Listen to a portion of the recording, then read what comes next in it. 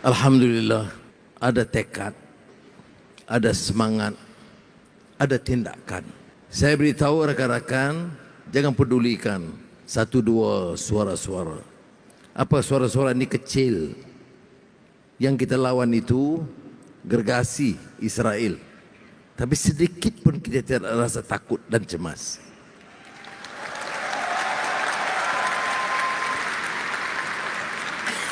Sembilan masih di tahanan Israel. Sahabat saya, Tayyip Erdogan, baru bagi message, baru menteri luarnya, sampai ke Mak Hassan, insya-Allah Turki akan terus bantu yang 9 itu. Ini baru lagi. Sani, berita terakhir.